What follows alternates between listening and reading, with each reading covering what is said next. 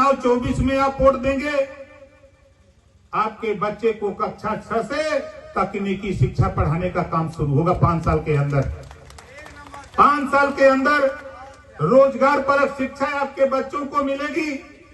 आप यहां कमल वाली बटन दबाओगे, देश की कुर्सी पर प्रधानमंत्री माननीय नरेंद्र मोदी जी को बैठाओगे, तो 5 साल के अंदर तेरे बेटा बेटी को रोजगार परक शिक्षा कक्षा 6 से लागू होने जा रही है। दूसरा काम, आप यहां कमल पर बटन दबाओगे तो जो तेरी बीमारी है, हम नब्ज पकड़े हैं माननीय सांसद जी, मैंने बीमारी पकड़ी है इन लोगों की।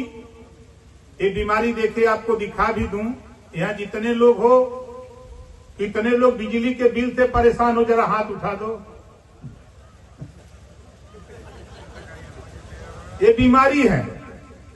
आप कमल वाली बटन दबाओगे, 5 साल के अंदर हम गारंटी लेते हैं। सुल्तानपुर के लोगों, हम गारंटी लेते हैं। मोदी जी की गारंटी है कि 5 साल के अंदर गरीबों तुझे बिजली का बिल नहीं देना पड़ेगा, ये हम गारंटी लेते हैं। अभी मैं था, माननीय प्रधानमंत्री जी का कार्यक्रम मेरठ में था, एनडीए के सभी साथियों को बुलाया गया था, मैं भी गया था।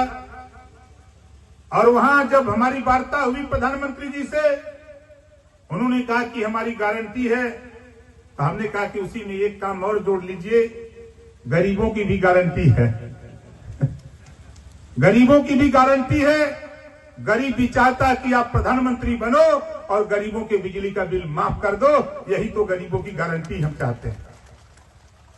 उन्होंने कहा कि ओम प्रकाश राजभर जाके गरीबों से कह दो, आप उनके बीच में रहते हो, गांव में रहते हो, उनको बता दो कि 5 साल के अंदर जब 24 में माननीय प्रधानमंत्री नरेंद्र मोदी जी शपथ लेंगे, शपथ लेने के बाद 5 साल के अंदर गरीबों घरेलू बिजली बिल नहीं देना पड़ेगा, ऐसी व्यवस्था बनने जा रही है। हम इस नाते आपके बीच में आए, आपके बीच में तमाम साथी, तमाम दलों के लोग आएंगे। हम तो उनसे कहते हैं कि बेमतलब का पर्चा मत भरो, चुनाव जीतना नहीं है, सरकार तेरी बननी नहीं है।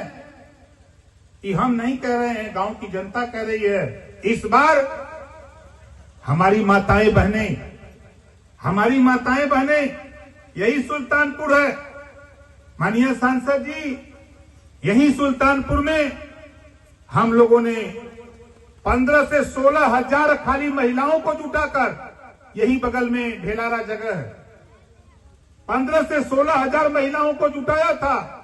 हमने शुरू किया था बनारस से, आजमगढ़, मऊ, बलिया, हमने 18 मंडल में शुरू किया था। और देश के गृह मंत्री, प्रधानमंत्री और सूबे के मुख्यमंत्री योगी आदित्यनाथ जी से बात होती रहती थी।